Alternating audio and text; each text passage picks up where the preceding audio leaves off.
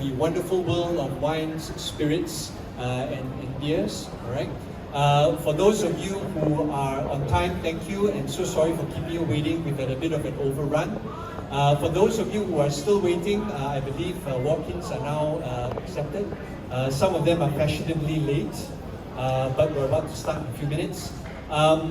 Just one other quick announcement. If you have not registered yet, we still have some available slots for the Friday tasting sessions, the marketplace. We have them at 12 o'clock, 1:45 p.m. and 3:30 p.m. So if you haven't registered yet, just see the ladies at the counter. We'll take note of your interest, and it'll be a fun session, right? So today, for this particular class, I would like to introduce you to two wonderful gentlemen. That handsome guy on the right is Ben, right? He is a whiskey and spirits expert, not just the drinking bit, but also in knowledge, right? Also an excellent bartender, by the way. And another excellent bartender here, mixologist. Don't use the bartenders anymore, mixologists. Okay. Danny here, his friendly demeanor also, is a very nice way of hiding his expertise and his knowledge in spirits as well. So please pick their brains. Their time is all yours today. I hope you enjoy the session. And now over to you, Danny. Thank you, Nigel. Hello, everyone. So I hope everyone's ready to drink today. So today our topic is quite interesting. Oh, hello. Okay. Hello. Oh, louder. Okay. Sorry. Mic check. Very good. Closer. All right. Okay, sorry, technical error. So I hope everyone's ready to have some drinking going on at this hour. But today we have a very interesting topic that we are having. It's whiskey and evolution through time. So we want to go through like what the changes in our consumption of whiskey, our consumption habits throughout the year, throughout the decades, especially from all the way to like the early 2000s to now, right? So. So I think that Nigel has given us a great introduction of me and Ben. So we're gonna just skip that, and so there will be two things that we're covering today. One would be setting the stage on understanding the trajectory of whiskey culture and consumption trends in Malaysia. Secondly, we'll have a guided tasting session towards the end. So today's first interesting topic is that we, as Malaysia, we actually don't produce any whiskey.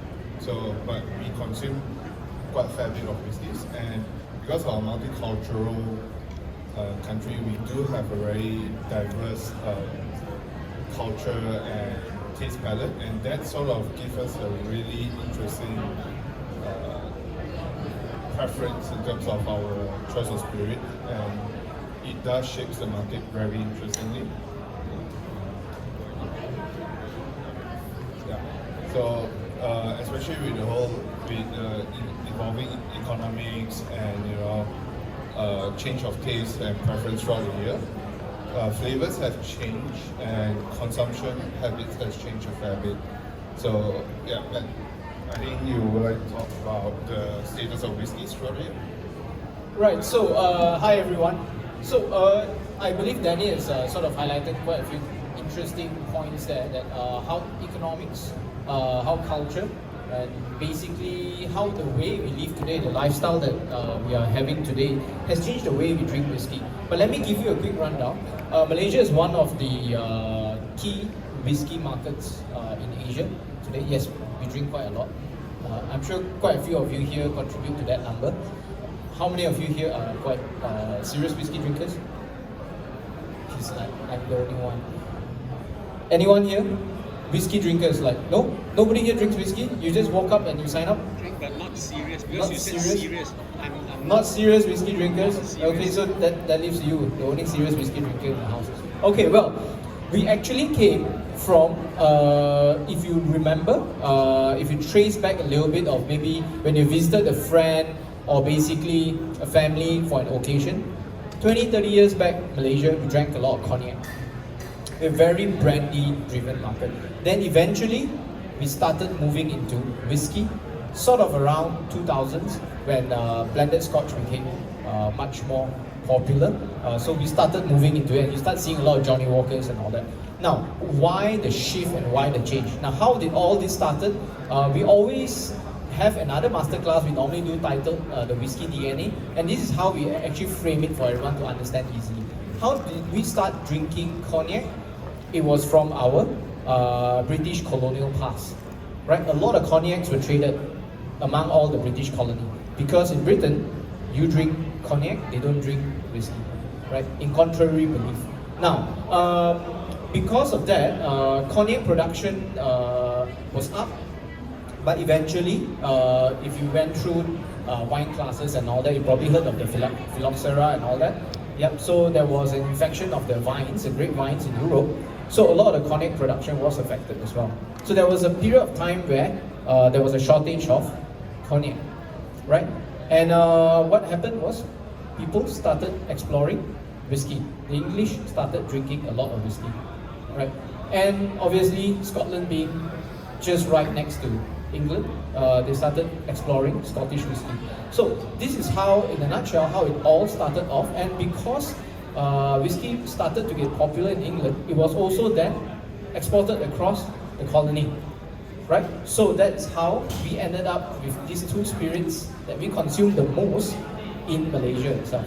Now, how did we jump from cognac to whiskey in terms of flavor? Now, if you realize, when you drink cognac, you will get sweet notes, a lot of dried fruit notes, maybe a bit more of the coffee, chocolatey notes in there. Yep, very classic cognac flavor profile. And a bit of that nice oaky aged notes as well. Yep. Now, in whiskey, we actually have similar profile. So it's very easy for Malaysian palate to migrate from cognac to whiskey, because a lot of whiskey that we first migrated to were whiskey that's aged in sherry cask. Meaning this whiskey actually carries more sweet notes, very similar to cognac notes. Now, I'm sure you might be familiar with a few whiskeys that I'm going to mention now. For example, Macallan. Alright, everyone's aware of Macallan, Glenfarclas, Glenfiddich, Glenmorangie, Balvenie. Now, these are the few brands from, of the many, but these are the brands that a lot of them have actually fixated their flavors towards what we call whiskey that's been aged in sherry cask. Meaning they carry very similar taste profile that you can connect back to cognac.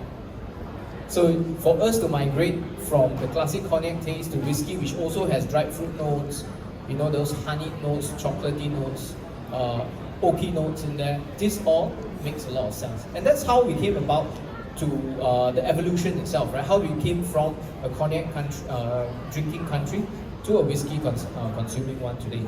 So basically, from then, we became more sophisticated, right? We started exploring different whiskey labels. I was talking to a lady there just now, and she mentioned age, right? People started looking for more aged whiskey.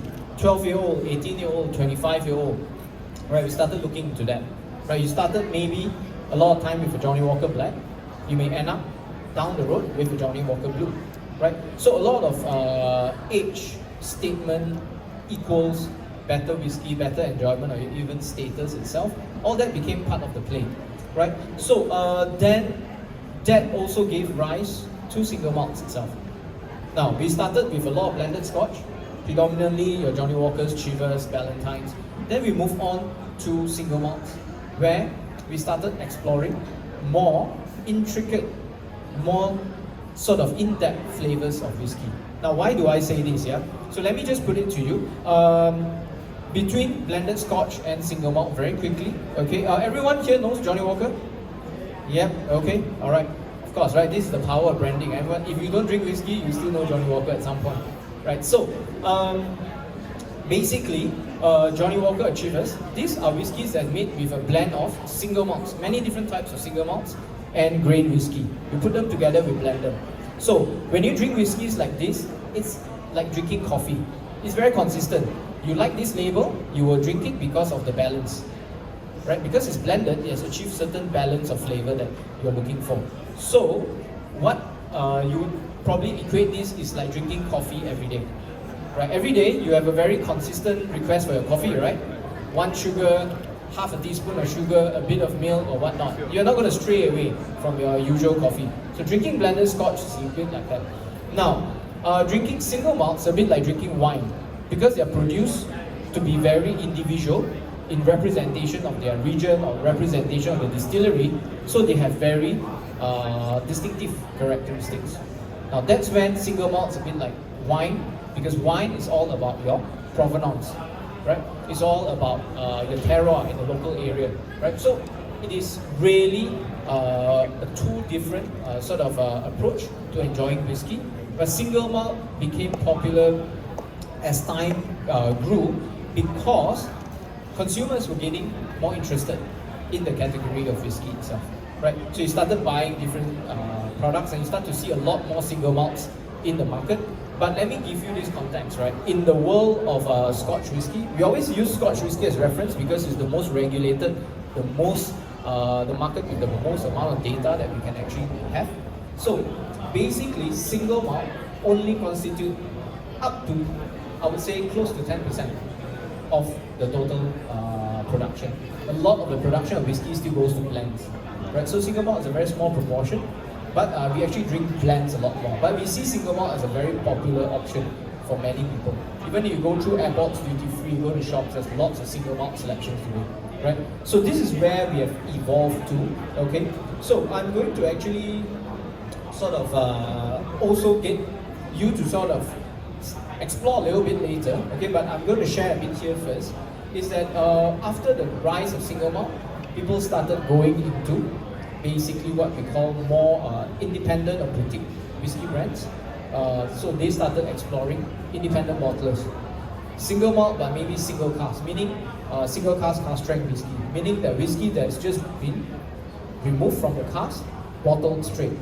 Now, in the past, we drank a lot of whiskey that has been with the addition of water, right? So all this actually is the evolution that we've gone through as a consumer in Malaysia, or even as a person like myself. I've been involved in the industry throughout the years. We see this as a change, as an evolution, and it's a very interesting thing because it shows not just the evolution of whiskey, it's the evolution of the Malaysian palate itself, right? Now, the other thing that you probably will realize in Malaysia is that I always say this: we love our whiskey to be heavy and rich, rounded, rich, sweet, heavy. Why? Because generally we have also a very strong palate, right? We wake up in the morning. What do you have when you wake up in the morning? Sorry? Coffee? Okay, come on. Everyone's being very modest. You know, you have your nasi lemak or your roti canai. Lots of spices, lots of flavors inside, right? Right? I come from Penang, so when I grew up, breakfast, what do you have? Of course, Hokkien mee, you know, you can't run away from all these, right? Very rich flavors. So our palate has been trained to actually take very intense. And if you have anything soft, it wouldn't really relate to us, or it may not impress us. So we want something that really can connect with us. And that's why today, a lot of whiskey, if you realize that we are going for in the market, tend to have, in the last, I would say 20 years, are very rich, strong, intensely whiskey with intense flavor. Right? Now today we are starting to sort of move away slightly from that.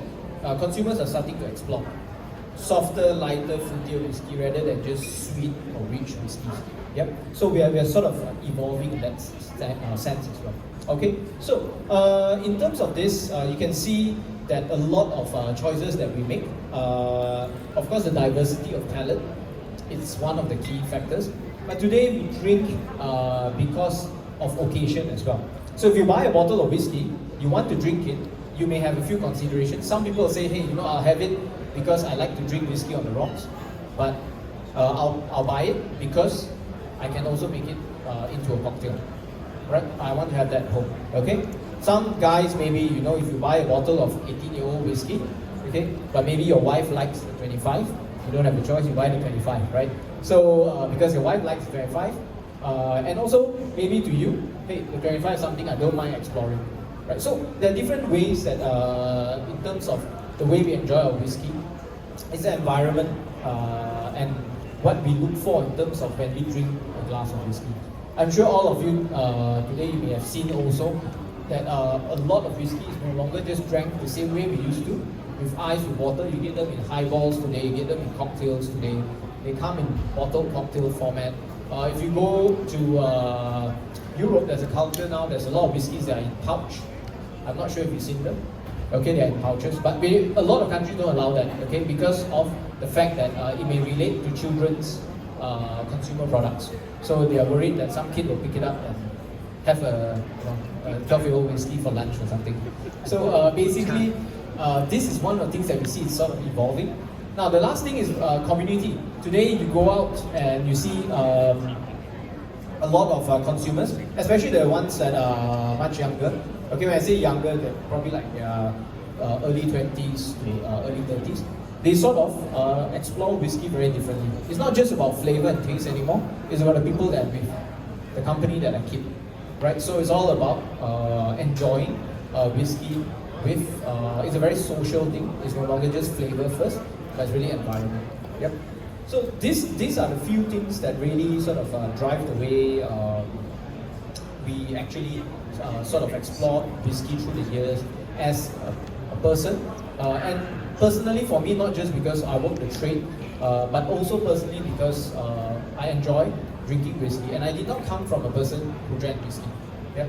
It was because of my work in the cocktail industry that explored whiskey, and then it started giving me a very huge sort of push to explore the category itself. But prior to this, I did more cognac than whiskey. Yep. So it's just that process. Same for me personally, I see that evolution in that, right? I remember basically before turning 21, I did not like cognac at all. I couldn't finish a glass of cognac. It was difficult, yeah? So my palate back then could not sort of register that as something I like. But as we age, as we have experience with different flavor, things starts to change. So that is when you will start to see basically you sort of exploring different flavors. And same with whiskey today, you'll see a lot of very interesting fancy bottles with a lot of varying details. Previously in the past, very simple, if I buy a bottle of whiskey, what it tells me the age, where is it from, and some fancy marketing words on it. But today, a lot of whiskey, they try to give you more information. They've become almost sort of like a wine bottle itself. There's a lot more detailed information because consumers want to understand what they are actually drinking, what they're putting in their mouth itself. And most importantly, a lot of them want to explore and connect where the flavors are coming from, right? So for example, this bottle is from Scotch Malt Whisky Society, so it's an independent bottler. It's a 40-year-old whiskey club. It's one of the largest whiskey clubs in the world. And today, you will get something like this in the market where people are curious about. Right? So this, in a way, has become part of whiskey drinking. Like I said, it's no longer just the flavor, but it's really the whole experience itself. Right. So I know most of you wondering when can I drink a whiskey, or some of you probably have finished the whiskey on the table. Okay. So I have no intention to hold you too long. Anyone who came from the previous wine session earlier? Okay, just wanted to see the alcoholics. You're fine. If you have had wine earlier, the only reason I'm asking you that is please give your palate a good rinse. Okay, moving from wine to whiskey, very big difference because you've got a lot of tannin in your palate right now. Yep, so you need to sort of give it a good rinse. But one last thing is just while we are tasting the whiskey itself, I want to tell you a little bit more about the whiskey culture that we are experiencing right now in Malaysia. Because a lot of things today has changed, especially post-COVID, and we see that a lot of interesting ideas are coming into the market, a lot of interesting cultures are coming to the market, especially with the younger drinkers. Well, one thing's for sure, we see a lot of them are exploring whiskey that are lighter in flavor now. Okay, so if you see someone who is probably below 30, you will see that a lot of them preferably likes whiskey that are lighter flavor, not so intense, compared to what we used to drink, yeah, or compared to what I used to drink, yeah. So no longer those typical flavor of sweetness that connects back to the cognac past, but today there's sort of that generation that explores lighter, softer, more gentle flavors. Now, I always like to say this. I think there is a lot of influence from soju consumption that softened down a lot of our palate in Malaysia. Because a lot of younger generation, their entry into be it Malaysia or Singapore, a lot of the younger generation's entry into alcohol or into alcohol consumption is through, for example, soju is one of the most common categories that they have that rite of passage through. So I think that allows them sort of to have a lighter acceptance of flavor rather than to expect heavier flavors as well. Now, the other thing is that culture and connection, how we actually go about every day today or belonging to a certain group or community really makes it very, very critical in the way we consume whiskeys or any other alcoholic beverages. You may see a lot today is involved with music, a lot of it today is involved with lifestyle, and that's how generally the younger generation are consuming it. Yeah? It's really an occasion-driven thing, not just a flavor-driven thing. Right? So, anyone here who is below 30? Anyone? No? Nobody? Oh, yeah. Right. I just turned 21. Sorry, anyone here who was? Right, so now why I say this is because even as a person who is in the industry, that I've spent about 20 years in the industry, trying to understand the younger consumer today is very different. Trying to understand what is in their mind, why they consume certain things, it's also very different because I think it's because of the rate of change that happens, right? Meaning, for example, there's so much influence from social media, and everything today is instantaneous, right? So things change, trends change, and it just flips, be it overnight, be it every month. So it's very hard to grasp at times. So that's when we always sort of try to understand what are they actually looking for, or are they actually not looking for anything stable or permanent? They are not on a constant, but they are looking for something always on the fly, right? So for example, that's what sort of the thing that goes on in our mind as people who sell whiskeys and people from the industry. That's how we're trying to figure this out, right? So that's when a lot of things, like I said, for the younger part of the generation, the society itself, culture and connection, I think is one of the biggest things, and that's really influencing how we drink. 3-4 years ago, without Korean culture, no way you're going to see soju break through that huge quantity that we're consuming today, for example, right?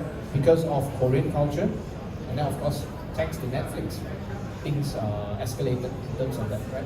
So all these things makes a very big change for us, and you will see that whiskey today is also trying to reinvent itself. They're trying to have more interesting flavors, more younger flavors, more younger packaging, more exciting connection to a generation that we are trying to actually work with in terms of understanding their requirements or their preference when it comes to drinking. So for example, a very good part is look at Jameson. It's a brand of Irish whiskey, but the Irish whiskey is trying to actually break through into the market. So we do some Irish whiskey in the market as well. Are we tasting? No, we're not tasting till tomorrow. Yeah. So basically, today we'll be tasting some of the Irish whiskies, but they're trying to break through in the market. They're trying to take on the Scotch whiskey market, right? So there's an evolution going on there as well. And you see, Jameson is the one that's brought it in to the market, not actually by flavor, okay? I didn't say Jameson is bad anyway, but it's just not by flavor, but it's by actively enjoying a drink together over an occasion. That's how they influence the market. And today, that is part of the evolution of the Malaysian whiskey market when it comes to Irish whiskey. Right? A lot of us connect Irish whiskey. In the future, probably you ask someone, hey, have you had Jameson? They probably tell you, yeah, I had it in a concert. Because that's how it was actually presented to them. Right? Experience first, flavor second, possibly. Right. Okay, so I think there's a few things here. While Danny explains this to you, I'm just going to get the whiskey ready. So, all good already? Okay, alright. Okay, so he's got everything ready. So basically, I think this is just very quickly, what's next for us in Malaysia when it comes to drinking whiskey. Now, a lot of times you probably see that people are more experimental with whiskey. So, for example, our company, we deal in a lot of boutique whiskies. We also age whiskey in Scotland. So we have our own cask holding. We do our own blends of whiskies as well. So yeah, a lot of experimentation in terms of what we do. The other thing is cocktail culture. Everywhere you go today, there's a cocktail bar in the corner. Alright, so some people, if you live in PJ today, you will never think that, within just your neighborhood itself, you have like 3 to 4 cocktail bars just around the corner. Right? So cocktail culture is big in terms of its presence. Okay, I think consumption is still not huge, but it's just the presence. It's very visible today. Now, the other thing is that in terms of whiskey, it's gone into a lot of culture that is very much relatable to the younger generation, and I think that's when, like I said, occasion and flavor sort of connects to get people to drink whiskey. And of course, the other part is authenticity.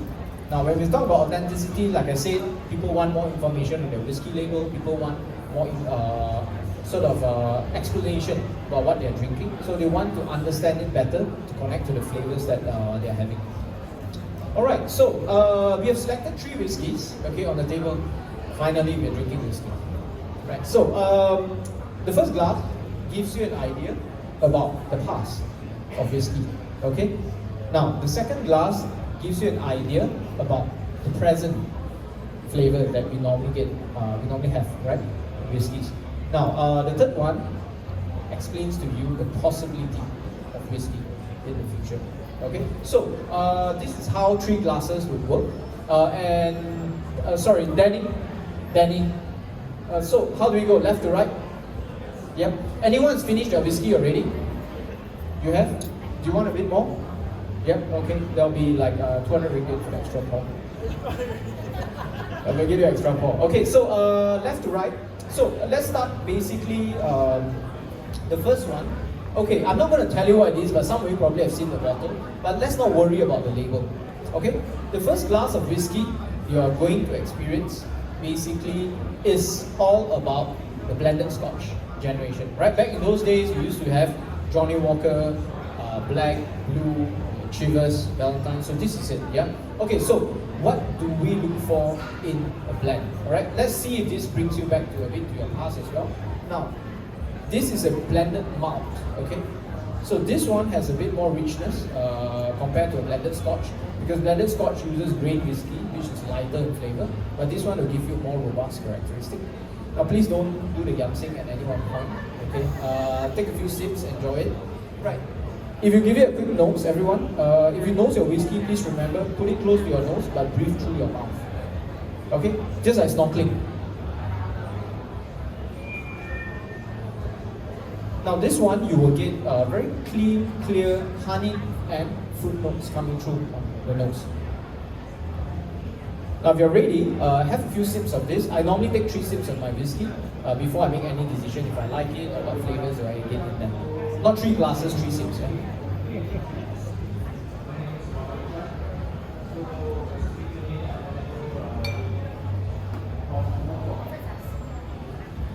Now for a blended whiskey, what we're looking for usually is sort of a consistent tone of flavor, right? A lot of times there's no spike of like heaviness in there, not necessary. Usually a lot of times you want to keep it in sort of the most common terms you may hear. People say a lot is you try to keep it smooth, right? A lot of people tell you, they'll ask you, right, is this whiskey smooth? Okay, honestly, if you ask me if this whiskey smooth, an honest answer is it's very hard for me to tell you because I don't know what's a whiskey when it's smooth. Right? Whiskey has a lot of flavor, but I guess a lot of times when people say it's smooth, it represents how it goes down the throat. Okay? So if that is the meaning that we can agree on, yes, a lot of blends are made to be easy to enjoy. They are a blend, so they are made in a balance where you can enjoy them easily. Right? So this one, you'll get all that sweetness on the front, but as it gets to the back, you get all that soft floral notes coming through. A bit of fruit, probably some peaches in there, and towards the finish, you get a bit of, I got a bit of milk chocolate and oak. Okay, so if you get other flavors, it's fine. Yeah, we're not trying to have a sort of a flavor contest here, but ultimately, you taste what you get in there. Okay, if you get D24 in there, fine, no problem. Okay, so if you get lychees in there, no problem. But ultimately, it's how you discover what we're trying to do here is to understand. In the past, whiskies were made to drive the balance through. Okay? So it's all about finding that balance. Now I'm going to take my third sip. Now, what the third sip does is it solidifies the finish. It really tells you how the whiskey tastes like at the end of it, right? So definitely this one has a little bit more of that nice sweet oaky finish to it. Okay. Now you may feel the whiskey biting a little bit because if you don't normally drink a whiskey neat, you will feel the bite. Okay. But a good whiskey is it doesn't burn, but it warms. So if you feel a bit warm, it's good. If it burns all the way down, that's bad. It's bad distillation. Yep. So that's one of the signs that we find in whiskey. Okay. Now, then the present. We're gonna drink the present, which is flavor that I think is what generally we're drinking today. This is a single malt. Okay. So a lot of times in today we actually consume single malt for its very individual characteristics. Now for this one, once again, please have a nose at it. Now this one, you may find that the nose does give you an indication that there's that more solid sweetness compared to the first one. It's creamy, alright? It's a bit more vanilla, and you can find more density in it. Almost immediately when you nose it, it's very different. If you have the first and the second, you can nose both side by side. Do that, get the difference. Now, single malt generally has a bit more density in characteristics. Yeah. So this is where you find the difference when you nose the single malt and the blended. All right. So basically, what you get here is that sort of rich, sort of creamy density on the nose. Now, please have a taste of it.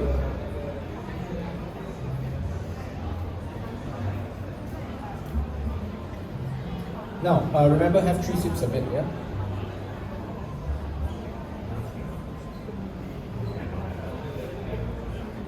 Now, for single malt, you will find complexity. Okay, there's definitely a lot more layers of complexity. You will find this to actually carry nut, a bit of that popcorn notes, caramelized nuts. It gives me a bit of that, and it's actually rather quite creamy through and through on the palate. Yep, and that creaminess comes from the bourbon cask which we use to age the whiskey. Okay, so this is something, a whiskey that we're having a lot nowadays. Single malt, structure, you look for complexity, this is it. Okay? Now, everyone okay so far? We're going to go for the heavy hitter, okay? This is the last one, but this is the heavy hitter. Now, this is a new generation of flavor, okay? Basically, we're looking for unexpected notes, okay? Unexpected notes, new experiences in terms of flavor, and also discovering how your palate reacts to whiskey that is in its purest form. So we're looking at an independent bottler that makes the Scotch Malt Whisky Society. Sorry, Danny, can I have the bottle? So this one, so it is an independent bottler, and all the whiskies are bottled at cask strength, meaning from the cask to the bottle. Okay, so we don't add any water, so it's purest form. Now, please tread carefully with this one. The alcohol by volume is slightly higher. Okay, so definitely you don't want a yamsing with this. Okay, so this, please give it a little nose once again. Thanks. Now, the title of this bottle, right, is called Bubblegum Buns. Okay, that's the title. So Bubblegum Buns basically is to tell you what flavor you may find in them. And I can confirm with you, you definitely get some bubblegummy notes in this bottle itself.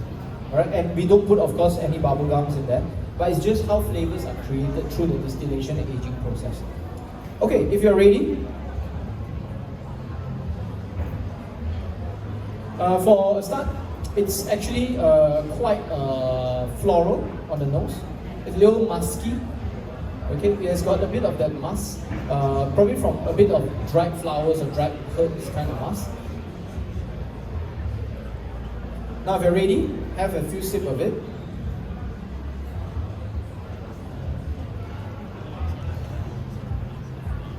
Now on the first sip, you'll probably find the strength coming through, pushing through your palate. A bit of the spiciness, but as it hits your mid-palate, you actually get that nice sort of fruity, and then eventually becomes that bubble gummy. Yeah, it's a bit having it's like having candy. And towards the finish, you actually get sort of very, very soft, gentle, caramelized fruits on the finish. Very soft. I'm not sure if you get that, it's faint, but for me there's those notes coming through. Now, you realize I don't have a very big glass like you guys do, because, well, I've tasted it already, but it's just something that I don't pour too much of. Why? When it comes to a huge, a bottle with high alcohol by volume, it's like drinking wine. We don't pour too much because we want it to air. We want it to be, so the flavors will open up a bit better, right? So, I'm going to have 2 more sips of this. Let's see what you get from here. Oh, 57.3%. First one is 46, 50 and 57.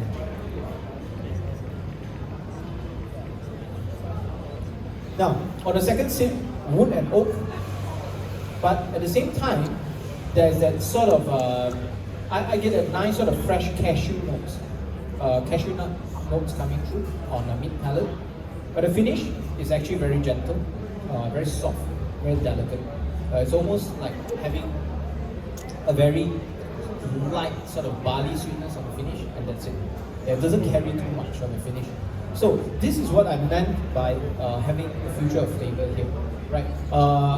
We sort of create flavors not by literally adding. For example, we don't put bubblegum in here, but through the process, because of technology, we are able to create unique flavors that we have never been able to experience before in the past into whiskies today through the distillation and the aging process itself.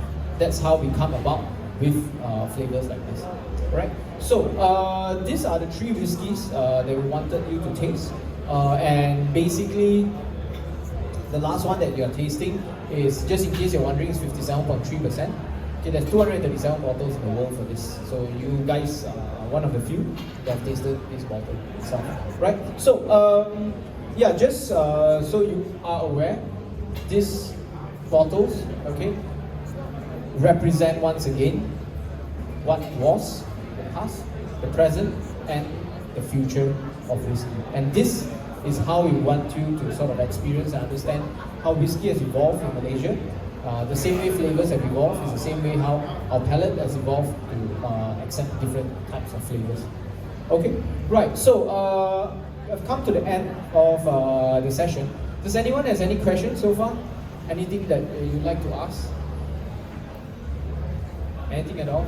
Any questions? Yes, sir. This is typical of this bottle.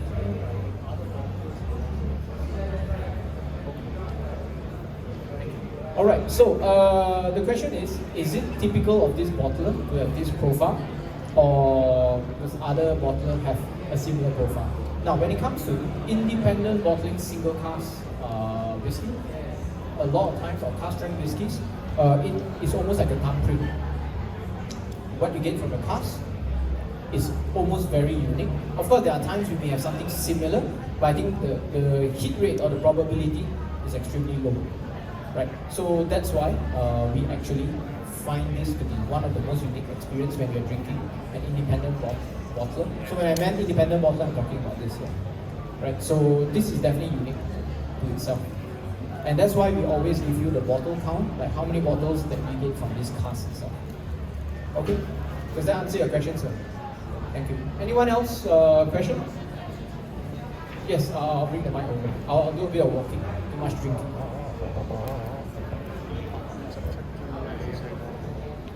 Yes, I'm trying to understand. There's a lot of casks being used now for whiskies. What are the new ones that? Okay, casks. Let me just address this very quickly so everyone is aware. Yeah? Now, cask is a term we use to refer to the wood cask. Okay. Now, why I say cask? Because the word barrel is the most common that you hear, but barrel refers to a size of a cask. So the correct term to represent this are called cask, wood cask. Now, normally the question is, are there any new type of cask that's being used in the industry? So actually, in the past, there's many types of casks that's already been used in the industry, just that they are not actively used. They're very experimental. Okay, so the most common casks, let's address that first. Sherry, bourbon, these are the 2 most common casks. Okay, Ultimately, bourbon would be the most common because they are the most widely available bourbon casks. Yeah, and then sherry casks, of course. Now, sherry cask is also very common. It's driven because traditionally, remember I told you about cognac to whiskey. So sherry cask is the wood that actually gives that sweet dried fruit notes to our whiskey. So because of that, a lot of sherry casks are being used in the past, and because of that, they influence the consumption in Asia. So sherry cask being used in whiskey is really driven by a lot of our consumption in Asia itself. Now, what are the new casks that we normally would have? Today, a lot of times we have red wine cask that is being used. A lot of dessert wine cask is being experimented with. And you probably have come across some rum cask, rum cask, and then beer cask as well. Okay. Now there was a moment that they were trying with some tequila cask, but because tequila actually has very rich flavor, it literally overtakes quite a fair bit of the whiskey. So it just got approved a couple of years back. But it's still something that I think not too many producers use because it influences the whiskey too much. Yeah. So basically, these are the few casks, are the new ones that people are using more of. Now, for example, if you ask, why don't you use more wine casks since there's so many people drinking wine? There's tons of wine casks all over France and just all over Europe itself, right? Now, wine casks, or any, especially red wine cask base, if you age it wrongly, it only takes a very short period of time and it's very risky, it will spoil the whole aging process. So that's why a lot of people don't use red wine cask, or a lot of producers don't use red wine cask.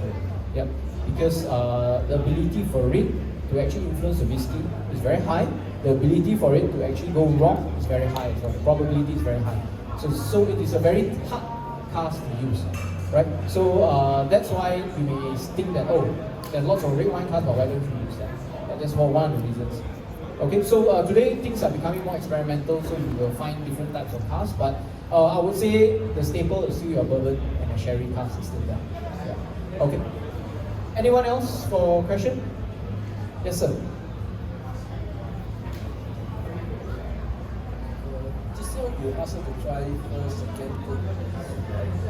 Why I consider feels different, hit a different feeling. I think the last one, the third one, give me much strong intense. What's the reason? And how do you actually identify genuine whiskey and black market, or maybe something more genuine, or the just beside the authentic process? Okay, so the question is from the first to the third whiskey, why do you get the different tones of flavor? Okay, now the different tones of flavor, first of all, comes from different casks that's being used. Every each of the whiskey has. Okay. Oh, you mean the same glass when you drink it 3 different times? Oh, okay. So, sorry, to rephrase the question, why when I sip 3 different times of the whiskey, it tastes different? Okay, this is the very same reason I've asked you to actually taste it 3 times. Why? The first sip you take, your palate is most clean. So, you will bite the most because you've got nothing on your tongue.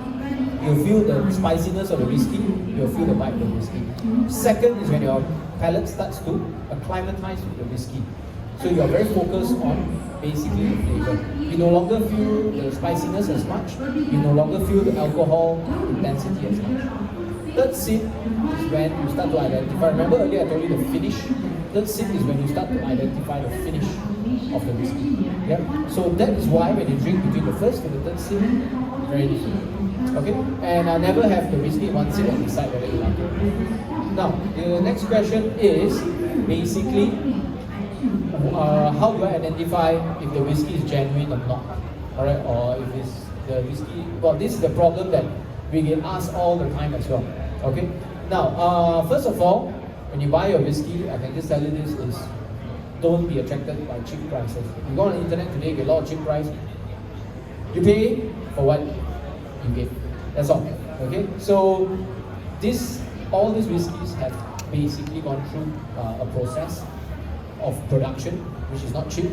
Secondly, it's gone through shipping process, which has become very expensive in the last few years. Thirdly, it has also gone through duty payments and tax processes. Now, if it's too cheap to be true, it's definitely not true. Yeah. Okay, you can tell by taste if you drink that particular whiskey a lot, all the time, you may be able to tell by taste. Alright? But at times, if you have not had that before, you won't know whether it's genuine by taste. But sometimes if it's very cheap alcohol being used in there, most of the time it will be replaced with compounded alcohol or compounded spirits. Okay? So when they do that, the replacement spirit in the bottle for fake, let's say whiskey or cognac, you will taste intense spiciness. Remember the burn I told you about? You're going to feel the burn. That's when you know there's something wrong with it. Okay, that's one sign of it. But unless you drink that every day and then you bought a fake, then maybe you know. Otherwise, it's a bit hard to detect. And today, the fakes are not like what they were 10, 20 years ago. Yeah? They are like really excellent.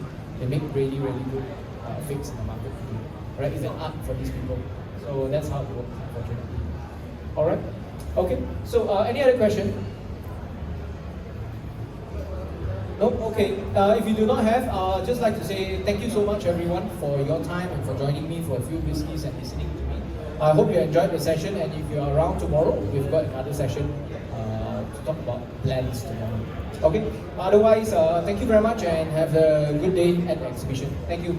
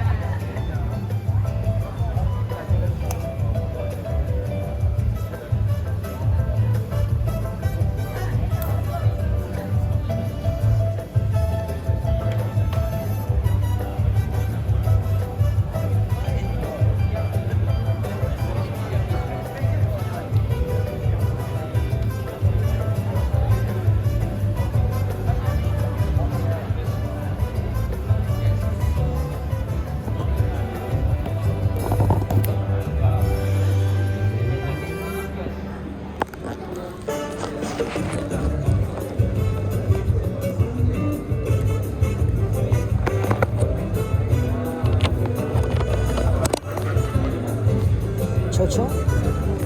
Cha-cha.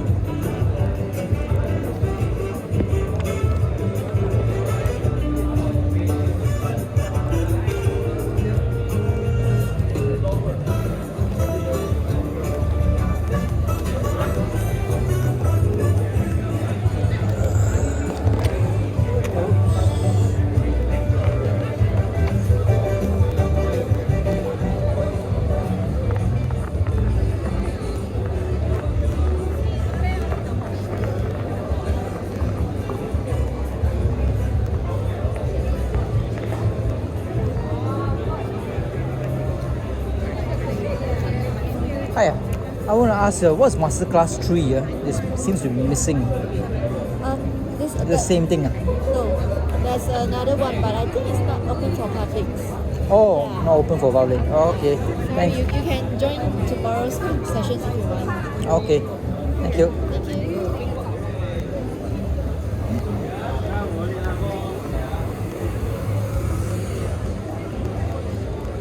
Let's go back to the... 哎，对。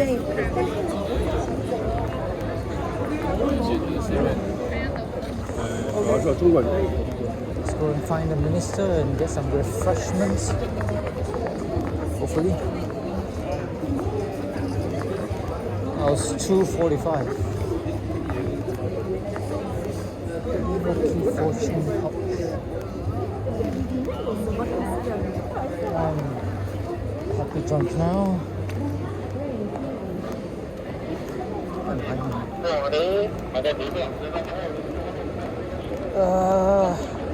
2:45. For your information, when he gives his speech, we will be on tour or exhibition halls. If you're not joining, you may come to the media registration counter, and here we will bring you the refreshments before the press conference. There's some refreshments somewhere.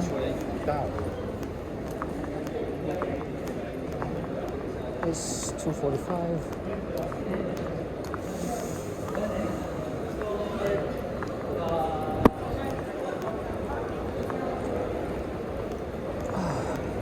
Refreshments is coming.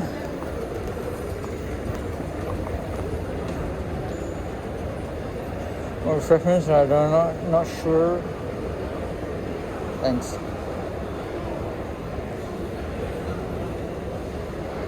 I missed the minister because I was drinking whiskey, so I'm a bit drunk.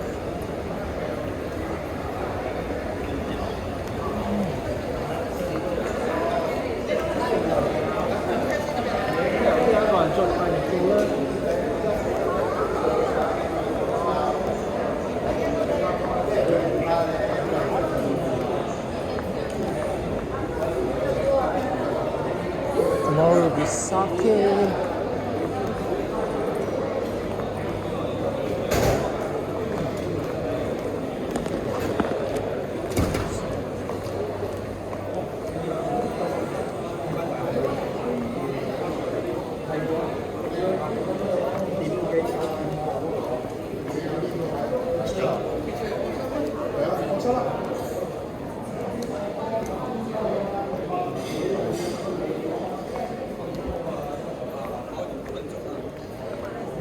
Hello Elaine. So, Minister finished walking already, is it? Okay. So, You want to go for the... refreshments. Yeah. Where is it? She can take you. I can take you. Oh, okay. Is I it? don't know where it is yet because I haven't been. Oh. And the press conference is where? The press conference is actually nearby. Also I nearby. can show you. Okay. Thank you.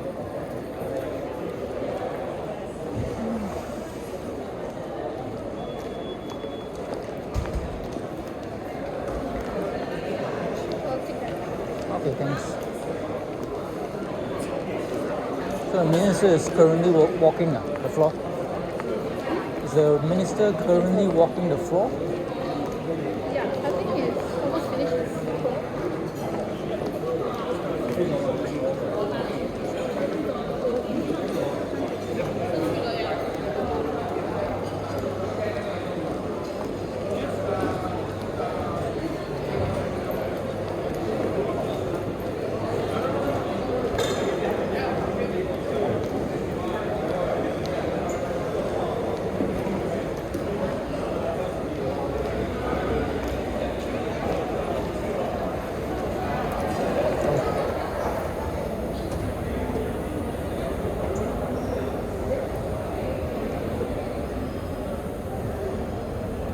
So you want to go the lounge first, or The what? you want to go to the VIP lounge first, or you want to directly go to your press conference? Oh, the lunch or the conference? Because it's a separate place. But You say it's next to each other, right? Yeah. So it's easy to go from one to the other. I hope. If you want to go to the VIP lounge, then you need to enter the hall 6. So walk all the The way. press conference is at 3. 3:30 in the Oh, 3:30. So go to lunch first. maybe I show you the press conference. Sure.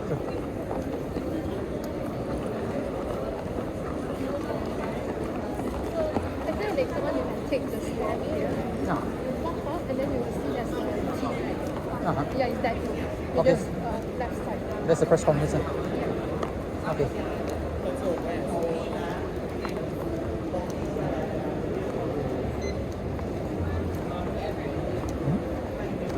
Oh, refreshments is here.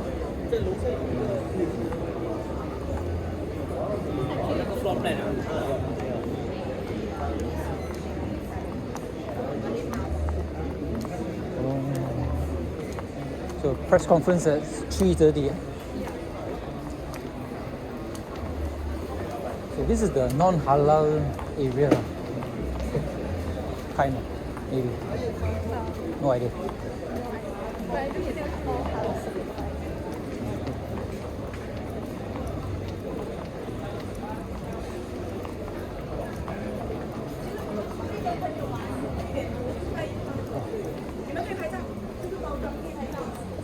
So you're with the Elliot and Co, is it? How old is the firm? Was pretty challenging. Huh? Was quite fun. I mean, how old is the firm? Fun. The firm, I think it's about 20. Oh. You could have gone through there, right? But because that one is exit, so it's around. Oh.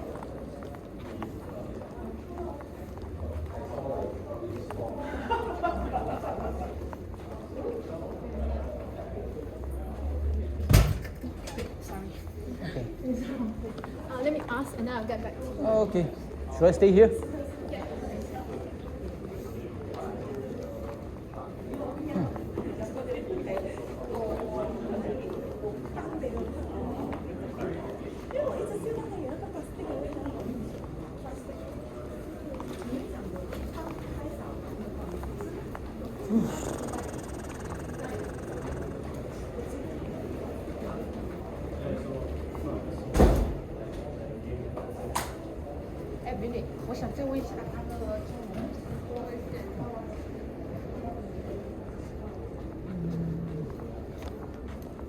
It's okay, because I'm kind of drunk.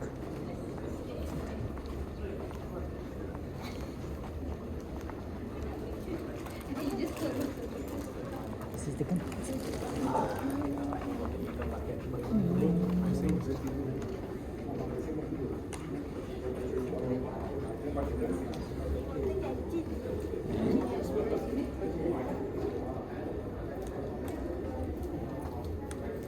Sure.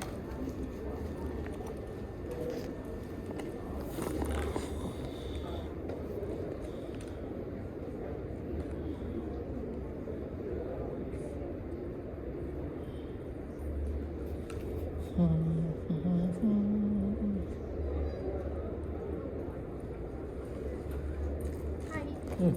I think we just missed. It's actually that side. Okay, okay. No problem.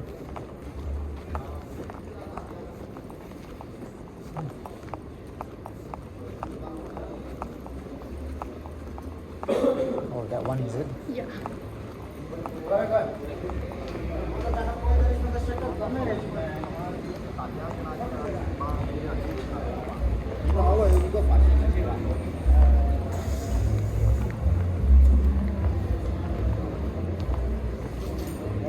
That's all? Yeah. Thank you very much.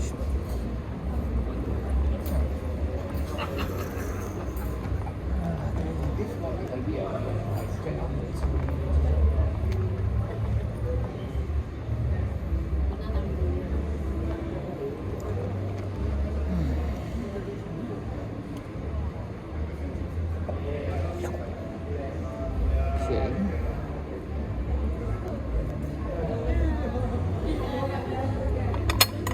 Two chicken walnut finger sandwiches. This one looks nice. Cool. Chicken walnut finger sandwiches, vegetable tofu. I need to go to McDonald's. Some French pudding, nature quiche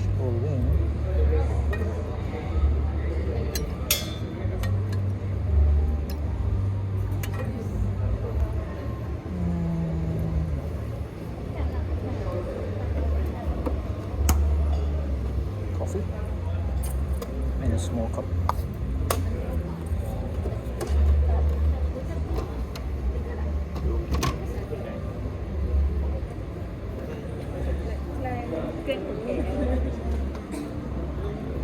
Sorry.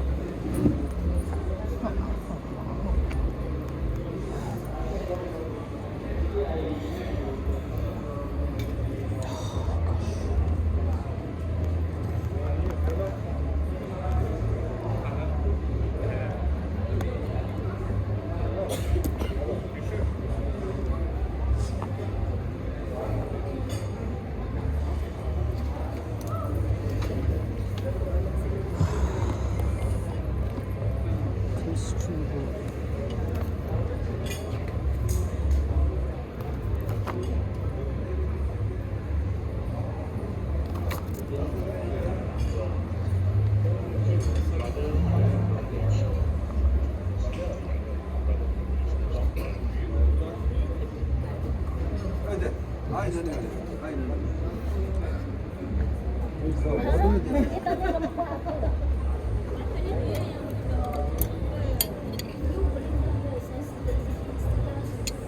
shopping, okay.